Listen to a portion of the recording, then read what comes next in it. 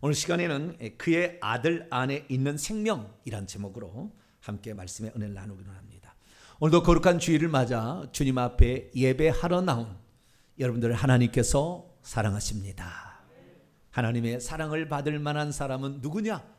하나님께 나오는 사람입니다. 하나님은 그 사람의 중심을 보시나 그 중심이 어디에 있는 것인가? 이것은 우리의 행위를 통하여 표출될 수밖에 없습니다. 내가 누군가를 사랑한다고 100번, 1000번 말해도 행위가 따라오지 않으면 그걸 믿을 수가 없기 때문이죠. 그래서 우리는 우리의 육체를 복종시켜 주님을 사랑한다는 것을 오늘도 표현하러 주 앞에 나온 줄로 믿습니다. 기대하고 나온 여러분들에게 풍성한 하나님의 꼴이 나누어지기를 원하고 그 생명으로 여러분이 비를 맞아서 파닥파닥 자라나는 새싹처럼 생명의 기운으로 충만하게 되기를 간절히 바랍니다. 저는 지난 한 주간 동안 사람이 구원을 얻으려면 어떤 믿음이 필요한 것인가, 이 부분에 관하여 말씀을 드렸습니다. 집중적으로 한 주 동안을 살펴보면서 많은 은혜가 있었습니다. 우리가 가져야 될 그 구원 얻는 믿음은 예수 그리스도에 대한 믿음입니다. 다른 믿음이 아니고요. 그러면 예수 그리스도에 대한 믿음은 무엇이냐? 예수님께서 그 고백을 할 때 매우 칭찬해 줬어요. 그것은 바로 사도 베드로의 고백입니다. 시몬 베드로가 대답하여 말하기를 당신은 그 그리스도시요 살아계신 그 하나님의 아들이십니다. 얼마나 주님께서 그 얘기를 듣고 기뻐하셨는지, 바요나, 요나의 아들이죠. 아람어로 요나의 아들, 요한의 아들 시몬아, 내가 복이 있도다. 이를 내게 알게 하니는 혈육이 아니요 하늘에 계신 내 아버지시니라. 내가 너에게 이르노니 너는 베드로라. 이 반석 위에 내 교회를 세울 것인데 음부의 문들이, 권세가 gates, 음부의 문들이 이겨보지, overcome, not overcome이죠. 이겨보지, 우세하지 못할 것이다. 이렇게 말씀을 하셨습니다. 그러니까 이 베드로의 신앙 고백이야말로 음부의 문들이 힘을 쓰지 못한, 음부는 사망을 당한 자를 가두는 감옥입니다. 그래서 이 음부의 문들이 이기지 못하게 하려면 베드로의 그 주님에 대한 신앙 고백을 딱 붙잡고 있으면 음부가 힘을 쓰지 못하, 우세하지 못하는 거예요. 할렐루야. 그래서 우리는 사망의 권세로부터 벗어날 수가 있다라고 성경에 말씀하는 거죠. 그래서 베드로는 바로 그 그리스도다. 바로 그걸 뭡니까? 구약 성경에 우리의 구원자로 보내시겠다고 약속된 바로 그 메시아다, 이런 뜻이고요. 하나님의 아들이다라는 것은 우리를 구원하시기 위해서 사람 되신 그분이다 라는 사실을 말씀하고 있습니다. 그래서 하나님의 아들이란 말의 용어를 우리가 딱 정의할 때 이렇게 정의하면 됩니다. 육신을 입고 오신 하나님, 이것을 하나님의 아들이라고 정의를 하는 것입니다. 그럼 왜 하나님께서 육신을 입으셔야 했을까요? 세 가지 목적입니다. 하나는 우리의 속죄를 위해서요. 우리가 속죄를 얻으려면 피 흘려 죄값을 지불해야 되는데 흠없는 제물이 필요하지만 인류 가운데 흠없는 제물이 없으니까 하나님께서 흠없는 제물이 되시고자 사람이 되신 거죠.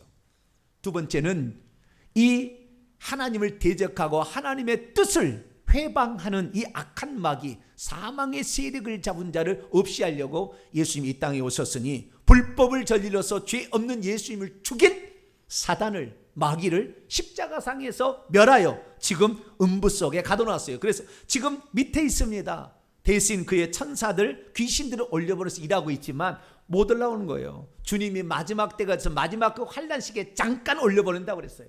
그래서 지금 음부에 갇혀 있는 것이죠. 세 번째는 이 예수 그리스도 죽고 부활하심으로 당신의 생명을 모든 믿는 자에게 주시기 위하여, 그래서 이 사람은 그 생명을 홀로 한 사람밖에 줄 수 없지만 주님이 하나님이기 때문에 동시에 모든 생명을 다 줄 수가 있습니다.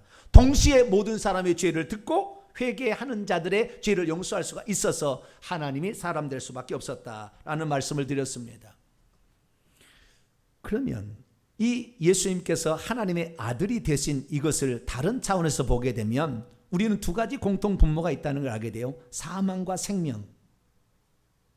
속죄는 사망에 붙잡혀 있는 우리들을 놓아주기 위함이었고, 마귀를 없이 하는 것은 사망의 세력을 잡은 자를 멸하시기 위함이었고, 생명을 주는 것은 이제 사망을 당한 자에게 생명을 주어서 살게 하기 위함 아닙니까? 그래서 우리가 이 땅에서 주의해야 될 것은 사망과 생명이에요. 그래서 오늘은 생명이란 과연 무엇인가? 어떤 사람이 이 생명을 받을 수가 있는 것인가? 그리고 이 생명을 가진 자는 어떻게 이 생명을 보존할 수 있는 것인가? 이 부분에 관하여 함께 말씀을 나누려고 합니다. 오늘 본 말씀은 하나님께서 믿는 자들에게는 이미 영생을 주셨다는 것과 그의 생명은 그의 아들 안에 있기 때문에 하나님의 아들을 자기 안에 모시고 있는 자는 생명을 가지고 있지만 그렇지 않은 자는 생명을 가지고 있지 않다라고 했다는 말씀입니다. 사람이 믿어 한번 영생을 가졌다면 그 생명은 영원히 자기의 것이 되는 것일까요? 아니면 잃어버릴 수도 있는 것일까요? 우리가 믿을 때 받은 영생은 과연 계속해서 그냥 보존될 수 있는 것일까요? 이 생명을 잃어버리지 않기 위해서는 과연 우리는 어떻게 해야 되는 것일까요? 오늘날에 들어와서 수많은 사람들이 이 생명과 영생과 구원에 관하여 말씀을 증거하는 것을 보게 됩니다. 요즘은 코로나 사태로 말미암아 유튜브를 통해서 온라인 예배를 드리다 보니까 여러 사람들의 설교를 들을 수가 있어요. 그래서 이분들 저분들 설교를 듣다 보면 그분들의 논리에 빠져 들어가게 됩니다.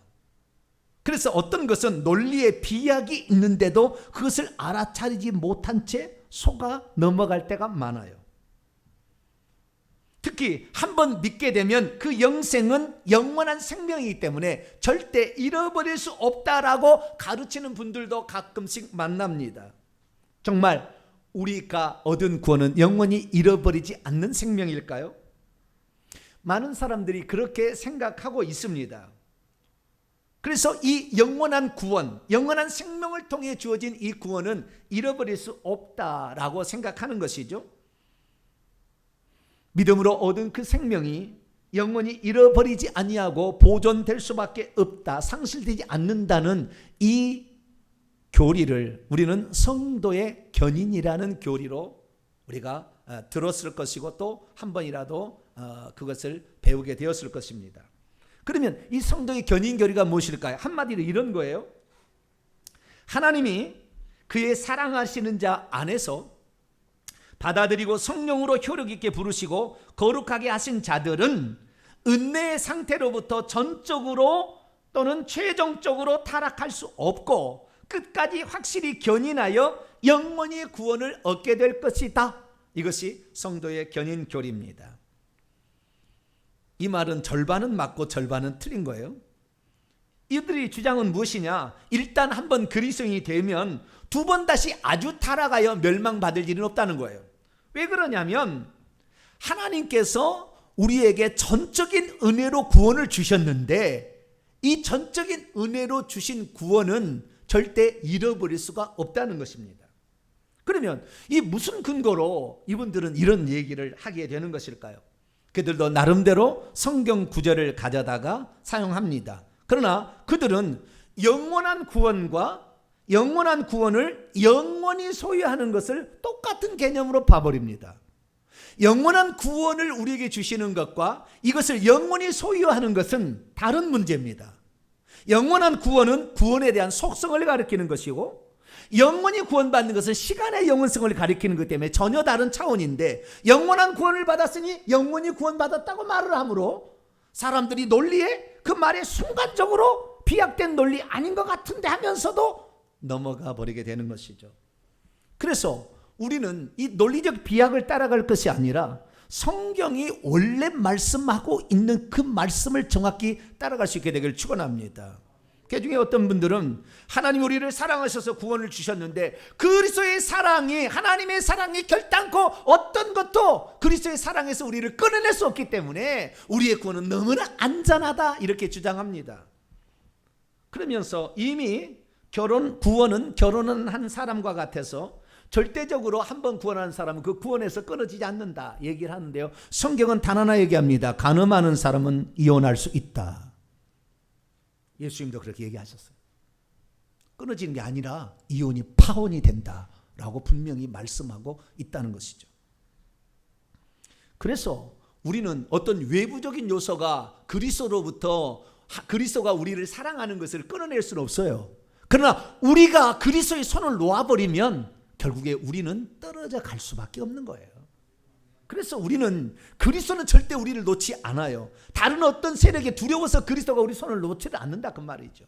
그러나 우리가 주님을 멀리 해버리면 결국에 주님의 손을 놓을 수밖에 없게 되는 줄 아시고, 우리의 구원은 영원한 구원이지만 그 구원은 잃어버릴 수 있다는 사실을 제대로 배우고 갈 수 있게 되기를 축원합니다. 그래서 이 구원, 전적인 은혜로 완전한 구원이요 영원한 구원을 우리에게 주시지만 그것을 보존할 책임은 우리에게 있다는 것을 알아야 돼요.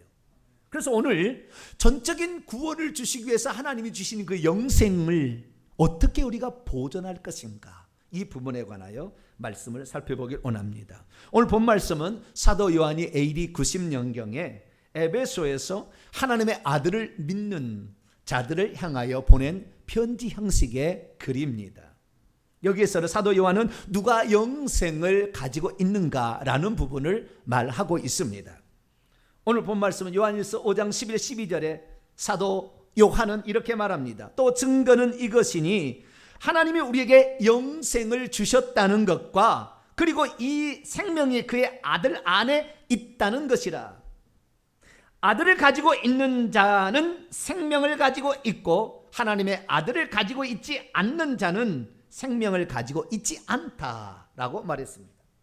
믿음이 없으면 생명은 하나님 아들 안에만 있다는 것을 주의하지 않습니다. 믿음이 없으면 하나님의 아들을 주의하지 않으므로 결국에 하나님의 아들이 떠나면 그 생명을 이룰 수 있다는 것을 알아채지 못합니다. 믿음이 없으면 자기의 생명이 지금 약화되고 가고 있는지를 전혀 깨닫지 못한 채 나는 이미 믿었으니 내 영생은 안전하다 이렇게 판단하고 갈 수가 있습니다. 믿음이 없으면 생명에 주의하고 있지 않다가 그날 우리가 죽는 날 그 생명을 잃어버릴 수도 있습니다. 믿음이 없으면 사람이 죽을 때 영생 안으로 비로소 들어가야 한다는 사실을 간과하고 지나쳐버릴 수 있습니다. 믿음이 없으면 영생에 주의하고 있지 않다가 그만 이미 얻은 영생을 놓쳐버릴 수가 있습니다. 그러므로 우리는 날마다 이 영생에 주의하여서 믿을 때 받았던 이 생명을 결코 잃어버리지 않고 보존할 수 있게 되기를 축원합니다. 그러면 이 생명이란 대체 무엇일까요? 하나의 물건과 같은 것일까요? 대체 생명은 무엇일까요? 이 생명을 제가 설명할 때 두 가지를 비교하면서 설명할 겁니다. 첫째는 생명과 목숨은 다르다. 두 번째, 생명의 반대는 사망이다. 이걸 가지고 제가 설명해 나갈 것입니다. 생명이 무엇인지를 정확히 들을 수 있게 되기를 바랍니다. 생명, 이 생명이라는 말과 목숨이라는 말이 비슷한 말인데요. 목숨이란과 생명이라는 것은 헬라어로는 전혀 다른 말인데 우리나라 말로는 생명과 목숨을 교차적으로 번역을 해버렸어요. 그래서 이 생명이라는 것은 헬라어로 조에라는 단어를 쓰고 있고요. 목숨이라는 단어는 푸시케라는 단어를 쓰고 있습니다. 푸시케는 영어로 말하면 souls입니다. souls, 혼들, 생각과 감정과 의지가 표출되는 나, 자기 자신, 그 개성, 이걸 일컫는 말인데요. 이 푸시케라는 것은 목숨이라는 것도 번역이 됩니다. 목숨이나 번역하는 게 좋아요. 그런데 이 조에라는 생명이라는 단어는 번역할 말이 없어요. 영어로 life인데요. life는 삶, 생애, 생명. 그런데 이 생명, 그 생명 자체가 성경에 말하는 이 생명 자체를 life로 표현할 수 없어요. 이 영어도 안 되고요. 한글도 안 됩니다. 이게 생명이라는 표현이 이 헬라의 그 본래적 의미를 표현하기 안 되는 거예요. 여러분, 우리는 목숨과 생명의 차이를 알아야 되는데요. 목숨은 잃어버릴 수 있는 것이고 죽을 수 있는 것이고 파괴될 수 있는 거예요. 그러나 생명은 잃어버릴 수도 없고 파괴될 수도 없는 아주 독특한 거예요. 자, 이 개역성경 가운데에 목숨으로 번역해야 될 것을 생명으로 번역해 놓음으로 말미암아 우리를 헷갈리게 하는 그 본문을 통하여 목숨의 푸시케의 의미가 뭔지를 살펴볼 수 있게 되기를 바랍니다. 요한복음 12장 25절 말씀 보면 생명이라고 한글로 번역된, 원래는 목숨이라고 번역해야 될 푸시케예요. 자기의 생명, 목숨을 사랑하고 있는 자는 장차 그것을 잃어버릴 것이요, 이 세상 안에서 자기의 목숨을 미워하고 있는 자는 영생하도록 장차 지켜낼 것이다. 이게 목숨은 잃어버릴 수도 있는 거예요. 그러나 생명은 잃어버릴 수가 없는 겁니다.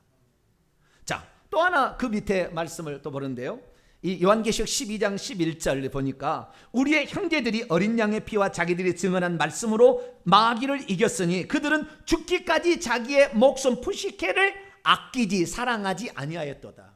그러니까 여러분, 우리는 목숨은 잃어버려야 됩니다. 자꾸 잃어버려야 돼요. 나 자신, 개성, 내 성질, 내 더러운 거, 죄된 본성이 가득 차 있는 나 자신은 목숨은 계속 잃어가야 되지만, 그러나 생명은 절대 잃어버리면 안 돼요. 이 생명은 지켜내야 될 겁니다. 그래서 초대교회 성도들은 이 생명을 얻기 위하여 목숨을 기꺼이 초계같이 내놨어요. 사자밥으로 불타는 그 장작더미에 자기의 목숨을 다 내놨어. 왜? 나는 생명을 얻기로 원, 생명을 잃어버릴 수 없다. 이 생명을 나는 붙들어야 되겠다. 이렇게 하고 자기의 목숨을 내놓는 거예요. 대체 생명이란 무엇이길래 초대교회 성도들은 그 생명을 지키기 위해서 그렇게 자기 목숨도 아깝게 생각하지 아니하고 내버렸을까요? 예수님께서 요한복음 10장 10절에 생명의 의미가 무엇인지를 이렇게 말합니다. 도둑, 귀신들이라 사탄 마귀예요. 도둑이 오는 것은 도둑질을 훔치고, 건강을 훔치고, 믿음을 훔치고, 생명을 막 훔치려고 하겠죠. 물론 훔치겠지 모르겠지만, 죽이고 제물로 바치고, 우리의 몸뚱아리를 사탄에게 제물로 바쳐요. 듀오라는 거죠. 멸망시키는 것입니다. 사단 마귀는 우리를 도둑질하고 죽이고 멸망시키는 거지만, 내가 온 것은, 예수께서 온 것은 양들로 생명을 얻게 하고 더 풍성히 얻게 하려면. 그러니까 예수님이 이 세상에 오신 목적은 이 세상에는 생명이 없으니까 이 세상에 생명을 주러 오신 거예요. 그러니까 예수만이 줄 수 있는 생명이었다는 거예요. 이 생명은. 그러니까 예수님이 이 땅에 오시기 전까지 이 생명은 여기에 없었어요. 그래서 생명을 가지고 온 유일한 독생자의 생자가 생명입니다. 홀로 독 생명을 가진 아들이라는 거예요. 독생자라는 것은. 그래서 생명을 가지고 온 유일한 아들이 예수 그리스도라는 거예요. 그래서 예수님께서 이 땅에 육신을 입고 있을 때는 예수 안에 생명이 있었어요. 그것을 주시려고 예수님은 이 땅에 오신 것입니다. 그러니까 예수님이 우리에게 주시려는 것은 목숨이 아니라 생명이었죠. 그래서 우리에게 생명을 주기 위해서 목숨을 내놓으신 겁니다. 저와 여러분도 생명을 얻기 위해서는 목숨을 초계같이 버릴 줄 아는 그런 성도가 되기를 축원합니다. 쉬운 일은 아니겠지만 우리는 예수 그리스도의 그 발자취를 따라가야 되는 것이죠. 자, 그러면 이 생명이라는 의미를 좀 더 생각해 봅시다. 생명이라는 것을 얘기할 때 예수님께서는 생명이라는 단어와 영생이라는 단어를 상호 교차적으로 사용하셨습니다. 왜냐하면 이 생명의 속성이 영원하기 때문에 영원한 생명을 줄여서 영생이라고 그런 거죠. 오늘 본 말씀 11절 보세요. 성경, 여러분 성경 보세요. 또 증거는 이것이니 하나님이 우리에게 영원한 생명을 주신 것과 이 생명이 그의 아들 안에 있는 것이라 상호 교차적으로 사용되고 있습니다. 그러면 영원한 생명과 영원히라는 말은 어떤 차이가 있을까요? 영원한 생명이라는 것은 생명의 속성을 표현하는 겁니다. 생명이 영원하다는 것은 파괴할 수 없다는 거예요. 누군가가. 예수님의 생명은 파괴할 수가 없어요. 없어지지 않는 거예요. 이 생명은 계속 보존되는 거예요. 이것이 하나님이 가지고 있는 겁니다. 그 하나님이 가지고 있는 것을 아들에게 주어서 이 땅에 오신 거예요. 그래서 예수 그리스도께서 우리에게 주시려고 하는 건 파괴될 수 없는, 멸망받을 수 없이 계속해서 존재하는 어떤 것을 생명이라고 표현한 거예요. 그래서 하나님이 우리에게 주시려는 것은 영원한 생명입니다. 할렐루야. 그러나 이 생명을 영원 무궁토록 우리가 한 번 받으면 계속 가져가냐, 그것은 다른 문제라는 거예요. 그것은 생명의 속성이 영원하다는 것이지 영원히 가지고 가는 것은 아닐 수가 있다 그 말이에요. 그런데 영원한 생명을 받았으니 당연히 영원히 구원받았다고 이렇게 말 한마디로 탁 바꿔서 얘기함으로 사람들이 확 넘어가는 거예요. 여러분, 영원이라는 말이 헬라 원문에는 우리가 생각하는 끝없는 그런 뜻이 아니에요. everlasting, forever 뭐 그런 뜻이 아니에요. endless 이런 뜻이 아니에요. 영원이라는 것을 헬라 원문으로 보면은 우리가 알 수 있는데요. 자, 영원히와 그 다음에 영원한 생명, 영원한이라는 단어의 사이를 제가 설명해 보겠습니다. 요한복음 10장 28절에 내가 그들에게 영생을 주노니 영원히 멸망하지 아니할 것이요 또 그들을 내 손에서 빼앗을 자 없느니라. 이것을 직역하면 내가 예수가 그것들 양들입니다. 중성복수 그것들에게 영원한 생명을 준다. 이 생명을 주는 속성이 생명이 영원하다는 것이지 우리가 이 생명을 영원히 보존한다 이런 건 아니에요. 계속 이걸 생각해야 됩니다. 영원한 생명을 주는데 장차 스스로 영원히 멸망하지 아니할 터이요. 보세요, 목사님 여기에 영원히 멸망하지 아니한다고 돼 있잖아요. 무슨 소리입니까? 이렇게 얘기한다고요. 그런데 이 두 가지를 그런 사람은 지금 잘못 알고 있는 거예요. 자, 첫째, 누구에게 영원한 생명을 준다고 그랬습니까? 여기는 안 나와. 그것들은 양들이에요, 양들. 여러분 성경 요한복음 10장을 열어봅니다. 여러분 성경책 찾아봐야 돼요. 요한복음 10장 28절 앞구절을 보세요. 27절 봅니다. 읽습니다. 시작. 내 양은 내 음성을 들으며 나는 그들을 알며 그들은 나를 따르냐. 이거 그들은 그것들입니다. 양들이에요. 양들은 예수님의 음성을 듣고 있고 또 그들은 예수님을 따르고 있어요. 그러니까 누구에게 주님께서 영원한 생명을 준다고 그랬냐면 예수님의 말씀을 듣고 있고 예수님을 계속해서 따라가는 자들에게 영생을 준다고 그랬지, 따라가다가 안 따라가고 말씀을 안 듣는 자를 영생을 준다는 말이 아니에요. 첫 번째, 그것을 생략한다는, 그것들에게 무조건 영생을 주는데 영원히 멸망하지 않는데 피리 꽂혀가지고 그렇게 얘기를 하는 거예요. 그 다음에 영원이라는 말을 헬라 원문으로 보면은 everlasting이 아니라 그 말이에요. forever가 아니에요. 영원히 끝없이 뭐 지속되는 건 아닙니다. 에이스 톤 아이오나 이렇게 돼 있어요. 그러면 에이스 톤 아이오나 이건 무슨 뜻일까요? 에이스라는 말은 뭐뭐 안으로라는 뜻인데 이것이 목적격의 명사를 가지고 오면, 시간에 관계된 명사를 가지고 오면 뭐뭐까지 뭐뭐 동안이라는 말로 번역할 수 있습니다. 그러니까 에이스 뭐뭐까지, 톤이라는 것은 톤은 정관사고요. 아이오나예요. 아이오나는 아이온이라는 명사입니다. 아이오나는 명사의 목적격이 아이오나입니다. 아이온은 뭐냐? 아이온은 세대, 시대, 세상을 지칭하는 말이에요. generation, age 또는 world, 이 세 가지로 번역이 됩니다. 그래서 에이스톤 아이오나는 그 시대까지, 다시 번역합니다. 내가 그것들에게 영생을 준다. 그러면 그들은 그 시대까지 멸망하지 않을 것이다. 결코.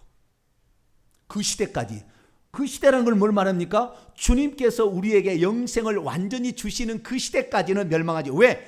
영원한 생명을 누가 파괴할 수 있냐 그 말이에요.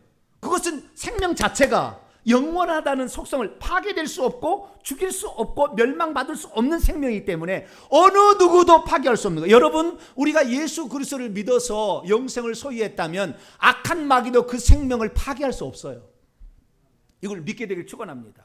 절대 건드릴 수 없습니다. 이것은 파괴될 수 없는 생명이라고 주님께서 분명히 영원한 생명이라고 얘기를 했기 때문에 그런 거예요. 그러면 영원이라는 이것은 그 시대까지 파괴되지 않는다. 그 시대가 돌아올 때 잘못됐다가는 파괴도 있다는 것을 말해주고 있는 거예요. 그러면 영원히 정말 영원 세세무궁토록, 세세무궁토록 forever 이렇게 얘기를 하려면 어떤 단어를 써야 되느냐? 에이스톤 아이오나를 쓰면 안 돼요. 거기는 세세토록 또는 영원 무궁토록이라고 이 문장이 나온 게 있는데 그 단어는 에이스투스 아이오나스 톤 아이오논이에요. 에이스투스 아이오나스, 이건 세대들, 톤 아이오논 세대들의 세대들까지예요. 그러니까 till the ages of the ages예요. 그러니까 세대들에 넘어서 또 세대들까지, 이것이 뭐예요? 세세무궁토록이죠. 그래서 이것은 요한계시록에 12번 나오는데 우리 주님이 세세무궁토록 찬양을 받으시라는 것은 오는 시대, 다음 시대에 이르건 계속해서 받으라, 그런 뜻이에요. 그런데 많은 사람이 영원히 멸망하지 않는다는 것을, 그 시대까지 멸망하지 않는다는 것을 세세 무궁토록 멸망하지 않는 것으로 착각하는 거예요. 헬라 원문은 그렇게 얘기하지 않는데 에이스 투스 아이오너스 톤 아이오논으로 해석을 해버리는 거예요. 잘못된 거예요. 그래서 우리가 이 받은 생명은 파괴될 수 없는 영원한 생명이고, 우리 안에 있는 한 마귀가 절대 어떻게 할 수 없다는 것을 믿으시기 바랍니다. 그러나 이 생명이 우리가 죽는 날 잃어버릴 수도 있다는 것을 알아야 되는 것이죠. 성경은 예수님께서 이 생명은 니네들이 만들 수 있는 게 아니기 때문에 내가 선물로 준다 해요. 그래서 이 생명을 얻는 것은 전적인 하나님의 은혜로 주어지는 것입니다. 그러나 이 생명을 보존할 책임은 우리에게 있는 거예요. 우리가 이 생명을 잃어버리는 삶을 계속해서 산다면 우리가 죽을 때 결국에 잃어버리고 만다는 거죠. 그래서 우리 주님께서 우리에게 말씀하시는 것을 잘 우리가 알 수 있어야 되는데요.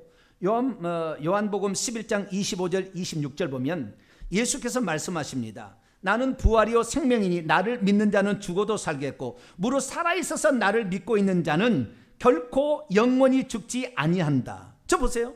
여기에서 만약에 영원이라는 말이 세세 무궁토기라 한다면 살아있으면서 믿는 자는 영원 무궁토로 안 죽는다. 예수님이 거짓말했다는 거잖아요. 그 시대까지 죽지 않는다. 살아서 믿는 자는 그 시대까지 그 생명을 어느 누구도 파괴할 수 없다. 할렐루야. 정확히 예수님 말씀이 맞는 거예요. 이게 영원 무궁토록이 아니에요. 영원이라는 말이. 그렇게 착각하지 말라 그래요. 그러면 우리는 주님께서 무엇을 주셨는가를 다시 한번 확인해야 됩니다. 내가 진실로 너에게 이르노니 내 말을 듣고 또 나 보내신 이를 믿고 있는 자는 영생을 얻었고, 이미 얻어서 끝났다는 게 아니라 영생을 가진다. 동사 직설법 현재 지금 상태를 말해주고 있는 거예요. 그리고 심판에 이르지 아니하니 사망에서 생명 안으로 옮긴 채 있다. 여러분, 생명이라는 게 무엇입니까? 사망에 빠져 있는 자를 건져내서 영원히 하나님처럼 살 수 있는, 사망의 세력에서 완전히 벗어나서 생명이 충실한 상태로 가는 것을 일컫는 말이에요.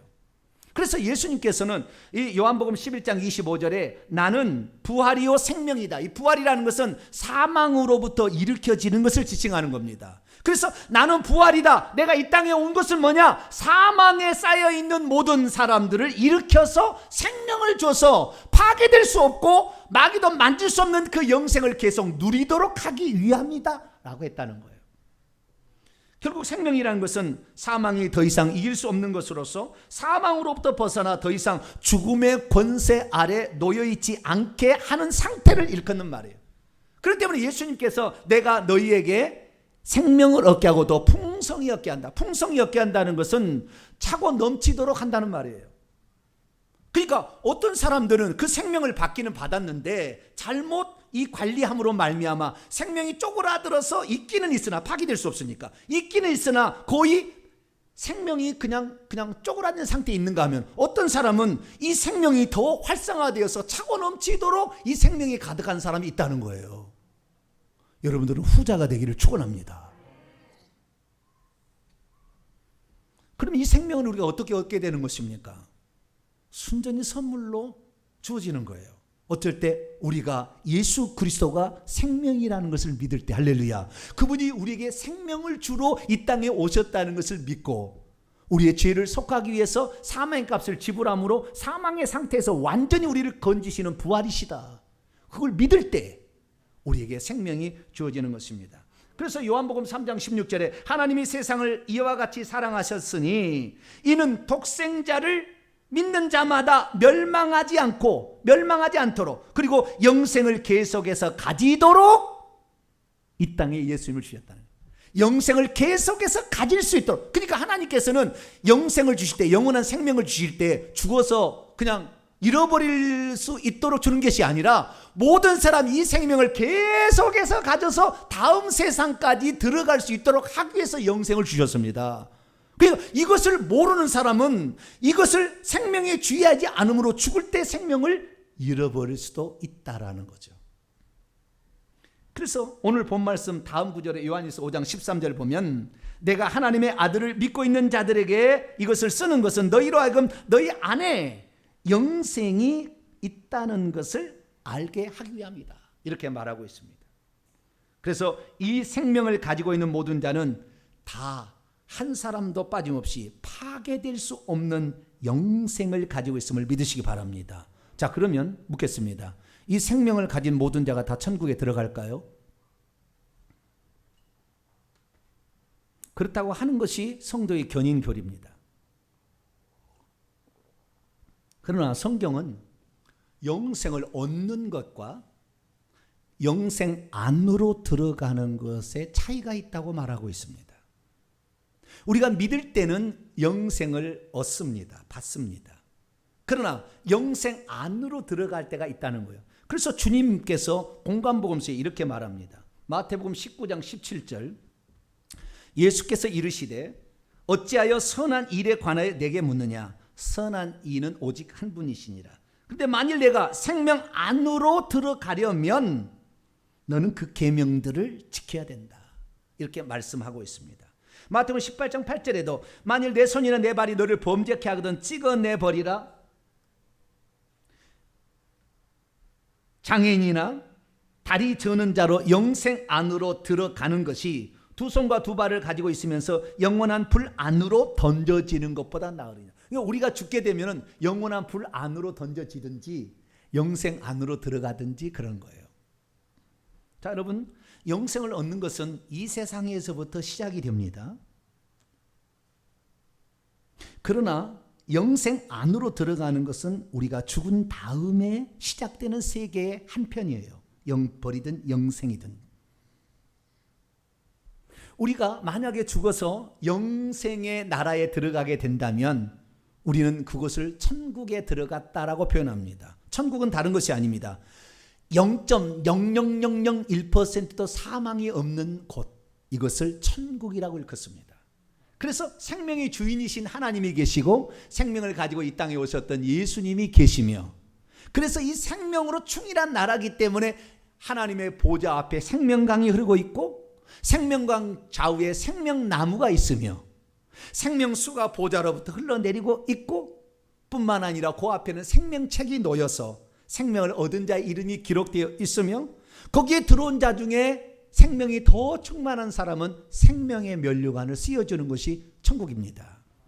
자, 생명과, 그러니까 생명을 얻는 것과 생명 안으로 들어가는 차이를 설명해 보겠습니다. 집합이 있어요. 집합에는 각각의 원소들이 있습니다. 이 원소들이 모여서 집합을 이루는 것입니다.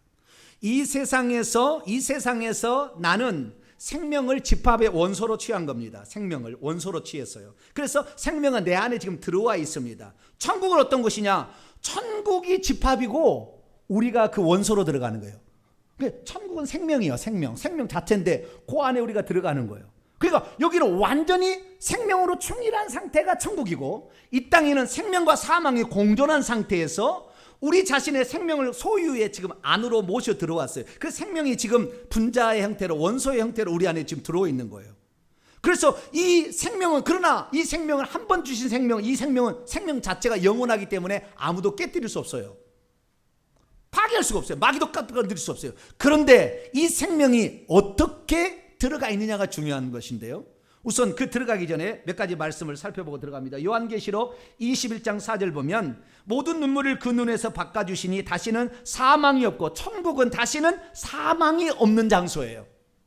그러니까 이 땅에 사망이 가득했기 때문에 절대 사망이 없는 생명을 가지신 생명의 주인이신 생명을 가지신 예수님이 오셔서 우리에게 생명을 주시려고 오신 거예요. 그래서 이 생명을 나눠주셨고 이 생명을 보존한 자만 생명의 나라에 데리고 들어가는 것입니다. 그래서 우리가 죽는 날 사망과 음부까지도 불못에 던지니 우리는 모두 천국에 있게 되는 성도가 되기를 축원합니다. 그런데 우리가 헷갈린 것은 뭐냐? 이 영원한 생명을 가진 것을 영원히 생명을 가진 걸로 착각하고 있다는 거예요. 지금 영원한 생명을 가졌으나 영원히 생명을 유지하려면 그 생명을 우리가 가지고 있어야 돼요. 보존해야 된다 그 말이에요. 그래서 사도 바울은 디모데에게 편지를 쓸 때 이런 말을 했습니다. 너는 계속해서 믿음의 선한 싸움을 싸워야 한다. 그리고 너는 영생을 취해야 한다. 이미 구원받아서 주의 종이 된 디모데에게 무슨 영생을 또 취하라고 합니까? 왜요? 영생을 계속 원문은 붙들어야 한다는 거예요. 이미 주어진 이 영생을 주의하지 않아서 놓쳐버린다고 한다면 이 영생은 점점 약화될 수밖에 없고 결국에 죽을 때 영생을 잃어버릴 수 있다는 거예요. 그런데 오늘 사도 요한은 우리에게 놀라운 증거의 말씀을 남겨두셨어요. 이것은 우리의 생각을 완전히 불이 팍 들어오게 합니다. 자, 여러분 요한일서 5장 11절로 12절 말씀을 다시 봅니다. 또 증거는 이것이니 하나님이 우리에게 영생을 주셨다는 것과, 그렇죠, 아들을 통하여 우리 영생을 주셨잖아요. 주셨다는 것과, 그리고 이 생명이 그의 아들 안에 있다는 것이라. 여러분, 우리 안에 하나님이 생명을 주시긴 주셔서 원소로 지금 생명이 들어와 있는데 이 생명은 누구 안에 있다고요? 예수 안에, 인격체 안에 들어있는 거예요. 이 생명이 물건처럼 우리에게 들어서 내게 주어져서 내 것이 된 것이 아니라 인격체로 들어와 있다니까요. 인격체는 들어가고 있고 나갈 수도 있는 거예요. 그러니까 이 생명은 예수 안에 들어있는 거기 때문에 예수님이 들어왔지만 예수 안에 생명이 있으니까 이 사람이 하나님께서 원하는 삶으로서 전적인 은혜로 믿을 때 그게 좋지만 이 사람이 하나님의 원치 않은 일을 계속해서 하나님과 원수된 삶을 계속 산다면 주님이 인격체이기 때문에 그를 빠져나가 버린다는 거예요. 언제 죽을 때.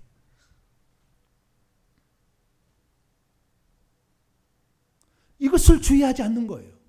그러니 나는 예수 믿었으니까 죄를 지어도 나는 천국 갈 거야 착각하고 있는 거예요. 죽어보면 알 거예요. 제 말이 사실인지 아닌지 죽어보면 알 거예요. 예수 안에 생명이 있다는 거, 예수님을 붙잡고 예수님을 의지하고 예수님께서 싫어하는 걸 안 해야 되는데 예수님이 싫어하는 것을 일평생에 하다가 주님이 너 안 되겠어. 너는 영생의 나라에 들어가게 합당치 않아. 너는 일평생의 영생에 대해서 관심 없었잖아. 너는 오직 사망을 가져오는 죄만 짓고 살았잖아. 너는 천국의 영생의 나라에 들어오게 합당치 않아. 그리고 주님께서 우리 속에서 빠져나가 버리시면 우리는 그날 버림을 당할 수 있는 것입니다. 그래서 주님께서 사도 바울을 통해 우리에게 권면합니다. 너희는 믿음 안에 있는지를 너희 자신을 계속해서 시험해 보라. 그리고 너희 자신을 계속해서 검증해 보라. 예수 그리스도께서 너희 안에 계시는 줄을 너희가 스스로 네 자신이 확실히 알지 못하고 있다면 너는 실격자이다. 아도케모스, 버림을 받은 자다. 그렇게 말씀하고 있는 거예요. 우리는 예수 그리스도께서 주시고 있고 예수 안에 들어있는 영생을 잃어버리지 않기 위해서는 예수님을 주목해야 되는 것이에요. 예수님을 주의해야 되는 것이에요. 내 예수님이 지금 내 안에 주인으로 활동하고 있는 것인가를, 예수님이 얼마나 지금 나를 생각할 때 근심하고 있는 것인가를 생각해 봐야 되는 거예요. 이 예수님이 기뻐하는 일을 우리가 오늘도 해나가면서 이 생명이 나중에 떠나가지 않도록 보존하기 위해서 애써야 된다는 거죠. 그런데 예수 안에 생명이 있음에도 불구하고 당시의 유대인들은 어땠습니까? 예수님이 안타까움을 말합니다. 너희가 영생을 얻기 위하여 내게 오기를 원하지 아니한다. 영생이 오직 나에게만 있는데 왜 나에게 오지 않나? 이 세상의 모든 것은 다 마귀가 지배하고 있는데 마귀는 사망의 세력을 잡은 자인데 너희들이 세상에 아무리 권세, 명예, 인기를 얻어봤자 이것은 결국에 사망을 주는 것이다. 나만이 하나님이 주신 생명을 가지고 내가 왔는데 나에게 와서 이 생명을 받아야 되지 않겠냐? 근데 왜 너는 나에게 오기를 원치 아니하느냐? 우리는 여기에서 주일성수의 중요성을 인식해. 하나님 말씀을 들으러 주님 앞에 나와야 영생이 계속해서 유지되고 보존되는 거예요. 삶이 어렵다고, 환경이 어렵다고 하는 말씀 듣기를 게을러버리면 우리는 영생은 가지고 있으나 영생이 작동하지 못하는 상태에 빠지게 되는 거예요. 예수님께서 나는 하늘에서 내려온 생명의 떡으로서 이 떡을 먹는 자는 영생하리라 하니까 사람들이 이해를 못했어요. 예수님이 육체를, 고깃덩어리를 우리에게 식인종처럼 먹게 하려고 하나? 이 말씀은 어렵도다. 그리고 다 떠나갔어요. 그러자 예수님께서 이 12제자에게 묻습니다. 너희도 갈래? 그때 주님께서 하신 그 질문을 듣고 베드로가 이런 유명한 말을 남겼어요. 시몬 베드로가 그분에게 대답합니다. 주여, 영원한 생명의 말씀들이 당신에게 있는데 우리가 누구에게로 가겠습니까?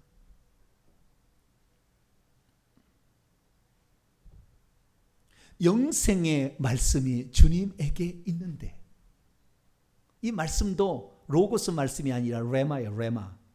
레마라는 것은 그것이 내게 오늘 부딪혀 와서 나에게 살아 움직이게 하는 말씀을 말하는 거예요. 주님의 말씀을 들을 때 내 영이 살아나고 내 영이 충만해서 생명의 기운으로 파릇파릇해져 가는데, 누구로 가서 사망의 것을 내가 얻으려고 거기 가서 내가 머리 숙이겠습니까?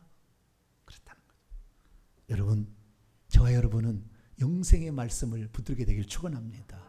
그래서 오늘 우리가 주의를 사모하고 기대하는 건 뭐냐? 이 영생의 말씀을 들을 수 있기 때문에 우리의 생명을 더 파릇파릇하고 충만하게, 풍성하게 하게 해주는 그런 말씀이 있기에 우리는 오늘도 여기에 나온 줄 믿습니다.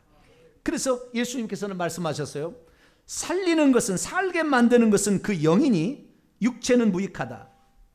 내가 너희에게 이렇게 말하는 이 레마그들이, 말씀들이 영과 같은 것이요 생명과도 같은 것이다 라고 말하고 있다. 그래서 우리가 이 영생, 이미 믿음으로 말미암아 우리 안에 들어와 계시는 예수 그리스도죠.